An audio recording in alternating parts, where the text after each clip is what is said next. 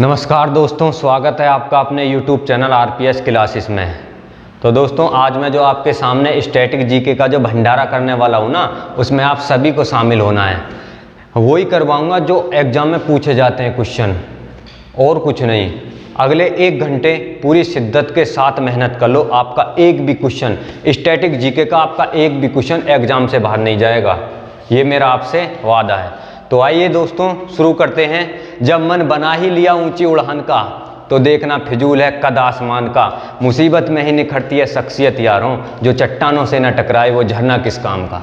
तो आइए दोस्तों, शुरू करते हैं। पहला क्वेश्चन है, भारत किस देश के साथ अपनी सबसे लंबी स्थल सीमा बनाता है? तो ऑप्शन नंबर ए है चीन, बी है पाकिस्तान, सी है अफगानिस्तान और डी है बांग्लादेश। तो भारत किस देश के साथ अपनी सबसे लंबी स्थल सीमा बनाता है? अगर मैं बात करूं, भारत की स्थल सीमा से टोटल 7 देश लगे हुए हैं। कितने? 7 देश। 7 देश भारत की स्थल सीमा से लगे हुए हैं। स्थल सीमा, भारत की स्थल सीमा से कितने देश लगे हुए हैं? 7 देश भारत की स्थल सीमा से लगे हुए हैं। अब 1 मिनट में सातों के सातों देश के साथ कितनी भारत की सीमा लगी है, 1 मिनट में आपके दिमाग में होंगी ये सभी चीज़ें। तो एक ट्रिक है, बचपन में बीए किया, बचपन में बीए किया। दोस्तों, क्या किया? बचपन में बीए किया, है ना। अभी सारे देशों की जितनी सीमा लगी हुई है ना भारत के साथ, अभी सब 1 मिनट में आपके दिमाग में सीधी। तो वैसे बचपन में बीए किया, है ना, तो वैसे बांग्लादेश, और बिल्कुल क्रम से सबसे ज़्यादा, सबसे कम, फिर उससे कम, बिल्कुल क्रम से निकलेगी। वैसे बांग्लादेश, जैसे चीन, वैसे पाकिस्तान, ने से नेपाल, म्यांमार, भूटान, बी से भूटान और ए से अफगानिस्तान। अगर ये 7 देश हैं जिनकी स्थल सीमा भारत से लगी हुई है। अब देखें, सबसे ज़्यादा, है ना, क्वेश्चन है सबसे ज़्यादा, तो सबसे ज़्यादा किसके साथ है? बांग्लादेश के साथ। 4096.7 किलोमीटर की जो भारत की सीमा है किसके साथ लगी हुई है? बांग्लादेश के साथ। अब है चीन के साथ जो हमारी सीमा लगी हुई है वो है 3488 किलोमीटर, ठीक है, किलोमीटर की सीमा। और पाकिस्तान की बात करें तो पाकिस्तान के साथ लगी हुई है 3323 किलोमीटर की सीमा। 3323 किलोमीटर की जो स्थल सीमाएं भारत की किसके साथ लगी हुई है? पाकिस्तान के साथ। अगर हम नेपाल की बात करें, नेपाल की 1751 किलोमीटर की जो सीमा है किसके साथ लगी हुई है? भारत के साथ। म्यांमार 1643, और भूटान के साथ कितनी लगी हुई है? 699 किलोमीटर की जो भारत की स्थल सीमा है भूटान के साथ लगी हुई है। और अफगानिस्तान के साथ जो लगी हुई है 106 किलोमीटर, जो सबसे कम है। तो अब आपको पता चला, सबसे अधिक जो भारत की सीमा है बांग्लादेश के साथ 4096.7 किलोमीटर, और सबसे कम जो लगी हुई है किसके साथ है? अफगानिस्तान, 106 किलोमीटर। अब अगर बात करूं, भारत और चीन के बीच में जो सीमा रेखा उसका नाम है मैकमोहन रेखा। मैकमोहन जो सीमा रेखा है भारत और चीन के बीच में। भारत और पाकिस्तान के बीच में है रेड क्लिफ, है ना। और भारत और अफगानिस्तान डूरंड, ये जो सीमा है डूरंड। तो भारत और पाकिस्तान के बीच में जो सीमा है रेड क्लिफ है, भारत और चीन के बीच में जो सीमा रेखा उसका नाम है मैकमोहन रेखा, और भारत और अफगानिस्तान डूरंड, है ना। तो चलिए, उम्मीद करता हूं आपके समझ में आए होंगे ये सब। तो रिजर्व बैंक ऑफ इंडिया की स्थापना कब हुई? ऑप्शन नंबर ए 1 जुलाई 1955, ऑप्शन नंबर बी 1 अप्रैल 1935, सी 12 जुलाई 1982 और डी 19 मई 1894। तो बताओ आरबीआई की स्थापना कब हुई, जो रिजर्व बैंक ऑफ इंडिया है। तो बताओ इसका राइट आंसर क्या होगा। तो इसका राइट आंसर है ऑप्शन नंबर बी, 1 अप्रैल 1935। जो आरबीआई की स्थापना हुई वो कब हुई, 1 अप्रैल 1935। 1 अप्रैल 1935, 1 अप्रैल 1935। 1 अप्रैल 1935 को किसकी हुई, आरबीआई की स्थापना। अब पूछे भारत का सबसे बड़ा केंद्रीय बैंक, सबसे बड़ा केंद्रीय बैंक, सबसे बड़ा केंद्रीय बैंक कौन सा है, RBI. RBI, reserve bank of India, इसको कहते हैं भारत का सबसे बड़ा केंद्रीय बैंक या सरकार का बैंक या बैंकों का बैंक। इसे और भी कहते हैं बैंकों का बैंक, बैंकों का बैंक। बैंकों का बैंक किसे कहा जाता है, वो है आरबीआई। आरबीआई को हम कहते हैं बैंकों का बैंक या सरकार का बैंक। अब अगर आपसे पूछे आरबीआई का राष्ट्रीयकरण कब हुआ, तो आरबीआई का राष्ट्रीयकरण जो हुआ वो हुआ 1 जनवरी 1949। 1 जनवरी 1949, 1 जनवरी 1949 को क्या होता है, आरबीआई का राष्ट्रीयकरण। अब पूछे आरबीआई के पहले गवर्नर, आरबीआई के पहले गवर्नर, पहले गवर्नर कौन है, ओसबोर्न स्मिथ। Osborne Smith. तो आरबीआई के पहले गवर्नर कौन है, ओसबोर्न स्मिथ, पहले भारतीय गवर्नर। आरबीआई के अगर पूछ ले पहले भारतीय गवर्नर, आरबीआई के पहले भारतीय गवर्नर, पहले भारतीय गवर्नर कौन है, सीडी देशमुख।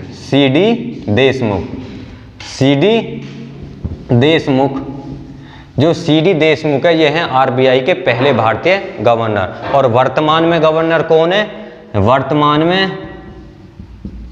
वर्तमान में जो गवर्नर हैं कौन है, शक्तिकांत दास। वर्तमान में शक्तिकांत दास।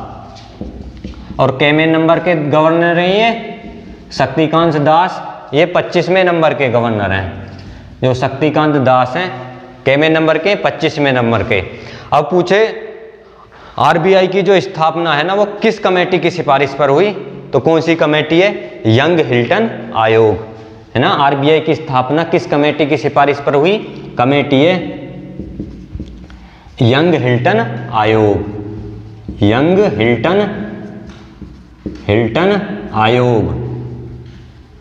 यंग हिल्टन आयोग की सिफारिश पर किसकी स्थापना हुई, आरबीआई की। ठीक है। अगर पूछे आरबीआई की स्थापना 1 अप्रैल 1935, आरबीआई का राष्ट्रीयकरण 1 जनवरी 1949 और आरबीआई को कहते हैं सरकार का सबसे बड़ा केंद्रीय बैंक या बैंकों का बैंक।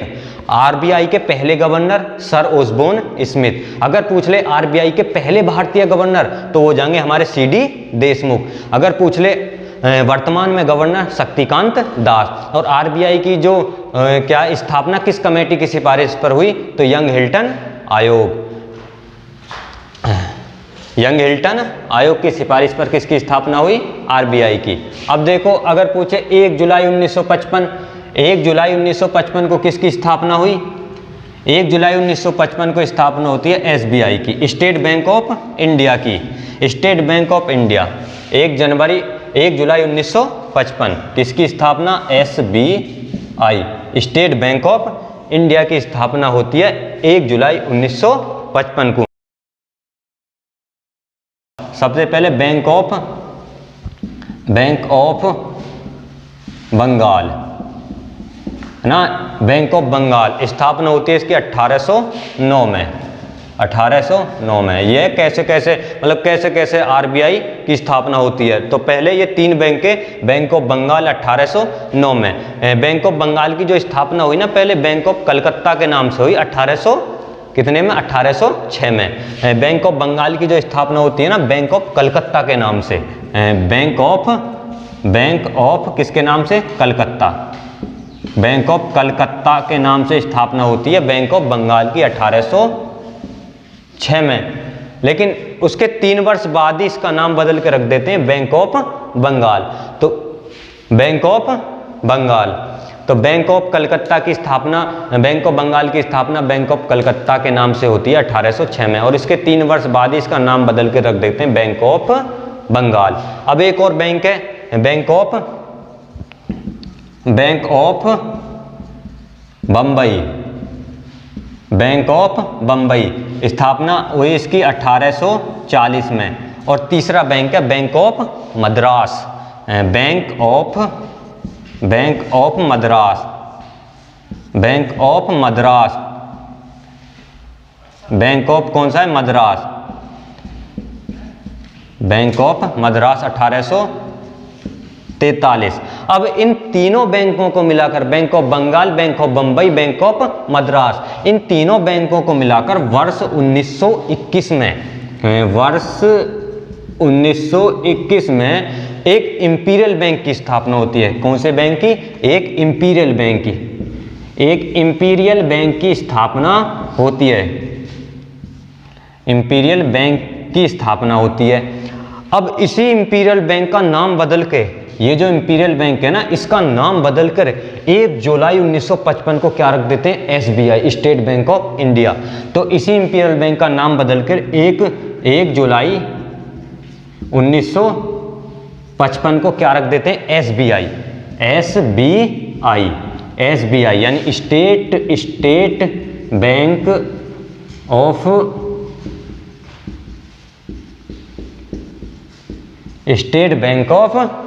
इंडिया। तो ये थी स्टेट बैंक ऑफ इंडिया की स्थापना, ऐसे ऐसे होती है। अब देखो अगला है हमारा 12 जुलाई 1982। 12 जुलाई 1982, 12 जुलाई 1982 को होती है नाबार्ड की स्थापना। नाबार्ड की स्थापना, पूछे नाबार्ड की स्थापना कब हुई? 12 जुलाई 1982 में होती है नाबार्ड की स्थापना। ठीक है, किस कमेटी की सिफारिश पर हुई नाबार्ड की स्थापना? शिवरामन कमेटी, कमेटी का नाम लिख लो, शिवरामन कमेटी की सिफारिश पर। शिवरामन कमेटी की सिफारिश पर किसकी स्थापना होती है? नाबार्ड की, है ना। NABARD national bank of agriculture and rural development. NABARD एक कृषि सहायक विशिष्ट बैंक है। ठीक है, स्थापना 12 जुलाई 1982 में शिवरामन कमेटी की सिफारिश पर। अब देखो 19 मई 1894, तो 19 मई 1894 किसकी स्थापना होती है? 19 मई 1894 पंजाब नेशनल बैंक। ठीक है, पंजाब नेशनल बैंक। ठीक है, अब याद रखो 19 मई 1894 को जो स्थापना होती है किसकी? पंजाब नेशनल बैंक की। अब पंजाब नेशनल बैंक, अगर पूछे भारत में स्थापित भारतीयों के सहयोग से पहला बैंक कौन सा है, तो पंजाब नेशनल बैंक है। ठीक है, तो पंजाब नेशनल बैंक की जो स्थापना हुई कब हुई? 19 मई 1894। किसकी स्थापना हुई? PNB, Punjab national bank. ठीक है, भारतीय लोगों की सहायता से स्थापित पहला बैंक। ठीक है, जिसमें कुछ सहयोग भारत के लोगों ने भी दिया, तो कौन सा है? पंजाब नेशनल बैंक, स्थापना 1894। और तो चलिए अगले क्वेश्चन की ओर चलते हैं। हमारा अगला क्वेश्चन है इंडिया विंस फ्रीडम पुस्तक के लेखक कौन है? इंडिया विंस फ्रीडम पुस्तक के लेखक कौन है? ऑप्शन नंबर ए है स्वामी दयानंद सरस्वती, और बी है APJ अब्दुल कलाम आज़ाद, और सी है दीनबंधु, और ऑप्शन नंबर डी है अबुल कलाम आज़ाद। तो बताओ इंडिया विंस फ्रीडम पुस्तक के लेखक कौन है? कौन है इंडिया विंस फ्रीडम पुस्तक के लेखक? तो इसका राइट आंसर है ऑप्शन नंबर डी। कौन? अबुल कलाम आज़ाद। कौन सी पुस्तक है इनकी? India wins freedom. तो इंडिया विंस फ्रीडम पुस्तक के लेखक कौन है? अबुल कलाम आज़ाद। अगर मैं बात करूं स्वामी दयानंद सरस्वती, स्वामी दयानंद सरस्वती। तो इनकी पुस्तक कौन सी है? स्वामी दयानंद सरस्वती की पुस्तक है सत्यार्थ प्रकाश। सत्यार्थ प्रकाश, सत्यार्थ प्रकाश पुस्तक के लेखक कौन है? स्वामी दयानंद सरस्वती। और एक है एपीजे अब्दुल कलाम, एपीजे अब्दुल कलाम। तो इनकी पुस्तक है द विंग्स ऑफ फायर, ठीक है, द विंग्स ऑफ फायर पुस्तक के लेखक कौन है? एपीजे अब्दुल कलाम। तो एपीजे अब्दुल कलाम की पुस्तक कौन सी है? The wings of fire. अब देखो दीन बंधु हैं, ये जो दीन बंधु हैं इनकी पुस्तक है नील दर्पण। कौन सी है? नील दर्पण। नील दर्पण पुस्तक के लेखक कौन है? दीन बंधु। और अबुल कलाम आजाद की आपको पता ही है कौन सी है? India wins freedom, India wins freedom, India wins freedom पुस्तक के लेखक कौन है? अबुल कलाम आजाद। अगर और पूछ ले आपसे डिस्कवरी ऑफ इंडिया किसकी पुस्तक है, तो वह पंडित जवाहरलाल नेहरू। कौन सी? डिस्कवरी ऑफ इंडिया, भारत की खोज, discovery of India. Discovery of India किसकी पुस्तक है? पंडित जवाहरलाल नेहरू, पंडित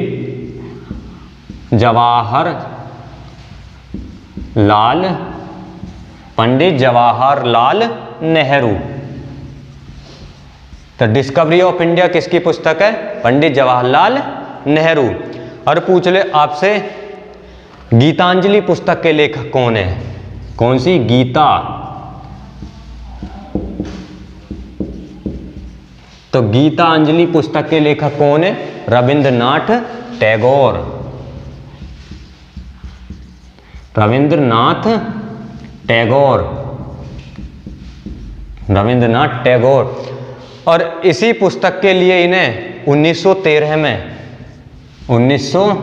में क्या मिला जी? नोबेल पुरस्कार, ठीक है। तो रविंद्रनाथ टैगोर को जब इन्होंने गीतांजलि पुस्तक लिखी ना, तो इसी पुस्तक के लिए इन्हें क्या मिला? नोबेल पुरस्कार। अगर पूछ ले एक पुस्तक है कादम्बरी, कादम्बरी के लेखक कौन है? बाणभट्ट। लिखो कादम्बरी। कादम्बरी जो पुस्तक है, कादम्बरी पुस्तक के लेखक कौन है? बाणभट्ट।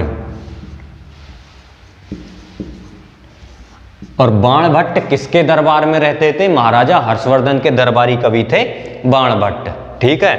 तो कादम्बरी जो पुस्तक है, ठीक है, कादम्बरी पुस्तक के लेखक कौन है? कादम्बरी यहां लिख देता हूं, कादम्बरी, कादम्बरी जो पुस्तक है इसके लेखक हैं बाणभट्ट। और बाणभट्ट किसके दरबार में रहते थे? महाराजा हर्षवर्धन के में। तो देखो ये कुछ इंपॉर्टेंट पुस्तक हैं जो हर एग्जाम में पूछ ली जाती हैं, ठीक है। तो अब आपसे पूछे स्वामी दयानंद सरस्वती की पुस्तक है Satyarth Prakash, APJ Abdul Kalam the wings of fire, Deen Bandhu की पुस्तक है नील दर्पण। और इंडिया विंस फ्रीडम पुस्तक किसकी है? ये हमारे Abul Kalam Azad. Discovery of India Bharat की खोज पुस्तक किसकी है? पंडित जवाहरलाल नेहरू। गीतांजलि पुस्तक जो किसने लिखी? रविंद्रनाथ टैगोर। और इसी पुस्तक के लिए 1913 में क्या मिला इन्हें? नोबेल पुरस्कार मिला। अब कादम्बरी, कादम्बरी किसकी पुस्तक है? कादम्बरी है बाणभट्ट की। और बाणभट्ट किसके दरबार में रहते थे? महाराजा हर्षवर्धन के दरबार में। तो चलिए अगले क्वेश्चन की ओर चलते हैं। अगला क्वेश्चन है आपका, पारे की अधिकता, पारे मरकरी की अधिकता से कौन सा रोग होता है? तो पारे की अधिकता से कौन सा रोग होता है? ऑप्शन नंबर ए है मिनी माता, ऑप्शन नंबर बी है विल्सन, और सी है इटाई, और डी है ब्लू बेबी सिंड्रोम। तो बताओ पारे जो मरकरी है, जो धातु है ना, उसकी अधिकता से कौन सा रोग होता है? ठीक है, हर एग्जाम में पूछा जाता है ये वाला क्वेश्चन, ठीक है। तो अगले 1 मिनट में मैं आपको 1 नंबर देने वाला हूँ इस वाले क्वेश्चन में से, ठीक है। तो बताओ पारे जो मरकरी है की अधिकता से कौन सा रोग होता है? ठीक है, तो इसका राइट आंसर हो जाएगा ऑप्शन नंबर ए, ठीक है, ऑप्शन नंबर ए मिनी माता। जो मिनी माता जो रोग है ना, वो किसकी अधिकता से होता है जी? मिनी माता होता है हमारे पारे या मरकरी की अधिकता से, पारे या मरकरी की अधिकता से होता है मिनी माता रोग।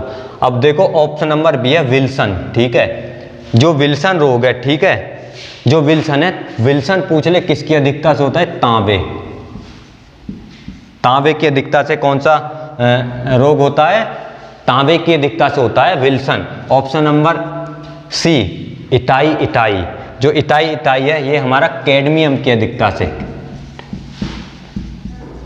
अगर पूछ ले इटाई जो रोग है किसकी अधिकता से होता है, कैडमियम की अधिकता से। और ऑप्शन नंबर डी है ब्लू बेबी सिंड्रोम, तो ब्लू बेबी सिंड्रोम किसकी अधिकता से होता है, नाइट्रेट की अधिकता से होता है ब्लू बेबी सिंड्रोम। तो दोस्तों अगर पूछे मिनी माता किसकी अधिकता से होता है, पारे या मरकरी, विल्सन तांबे की अधिकता से, इटाई कैडमियम की अधिकता से होता है, और ब्लू बेबी सिंड्रोम यानी रोगों का एक समूह, जहाँ सिंड्रोम लग जाए तो वो समूह है ना, कई बीमारियों का समूह। तो ब्लू बेबी सिंड्रोम किसकी अधिकता से होता है, नाइट्रेट की अधिकता से।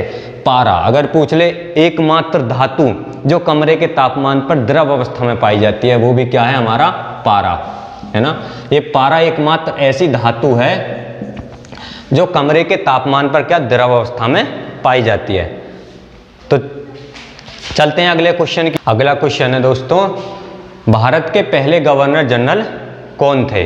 तो बताओ भारत के पहले गवर्नर जनरल कौन थे। ऑप्शन नंबर ए है क्लाइव, वारेन हेस्टिंग्स, बी है और सी है लॉर्ड विलियम बेटिंग, और डी है लॉर्ड कैनिंग। तो बताओ भारत के पहले गवर्नर जनरल कौन थे, ठीक है। तो ये चारों ऐसे हैं जो हर बार एग्जाम में आते हैं, कोई ना कोई हर बार आते हैं।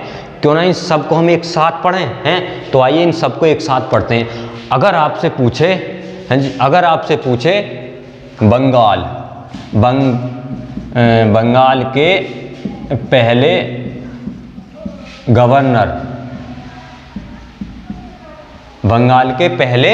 गवर्नर, तो वो हो जाएंगे हमारे क्लाइव, रॉबर्ट क्लाइव।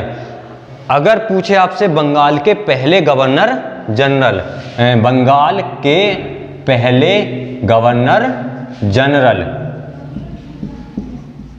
बंगाल के पहले गवर्नर जनरल, तो हो जाएंगे हेस्टिंग्स। कौन हो जाएंगे, हेस्टिंग, वारेन हेस्टिंग्स। अगर पूछ ले आपसे भारत के पहले गवर्नर जनरल, अगर अब पूछ ले आपसे भारत के पहले गवर्नर जनरल, अगर पूछ ले भारत के पहले गवर्नर जनरल, तो वो कौन हो जाएंगे हमारे विलियम बेटिंग।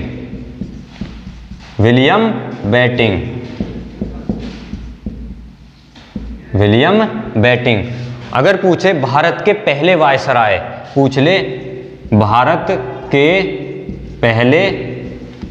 पहले वायसराय, तो वो हो जाएंगे हमारे लॉर्ड कैनिंग। कौन हो जाएंगे, कैनिंग, लॉर्ड कैनिंग, ठीक है। तो अगर आपसे पूछे बंगाल के पहले गवर्नर, तो वो कौन है, रॉबर्ट क्लाइव। अगर पूछे बंगाल के पहले गवर्नर जनरल, तो वो जाएंगे वारेन हेस्टिंग, क्योंकि जो 1773 का जो रेगुलेटिंग एक्ट आता है ना ईस्ट इंडिया कंपनी का, 1773 में रेगुलेटिंग एक्ट आया, 1773 में ईस्ट इंडिया कंपनी का। तो क्या हुआ, जो बंगाल का जो गवर्नर का पद था ना, इसको क्या बना दिया, बंगाल के गवर्नर के पद को गवर्नर जनरल नाम दे दिया गया, ठीक है। तो बंगाल के पहले गवर्नर जनरल तो हो जाएंगे वारेन हेस्टिंग्स। अगर पूछे भारत के पहले गवर्नर जनरल, तो भारत के पहले governor general lord William Bentinck. अगर पूछ रहे भारत के पहले वायसराय, तो कौन है, लॉर्ड कैनिंग। और अगर आपसे पूछ ले 1857 की क्रांति के दौरान भारत के वायसराय कौन थे, तो 1857 की जो क्रांति थी ना, उसके समय जो भारत के वायसराय थे कौन है, लॉर्ड कैनिंग, ठीक है। 1857 की क्रांति के दौरान 1857 की क्रांति के दौरान भारत के वायसराय कौन थे, ये थे कैनिंग।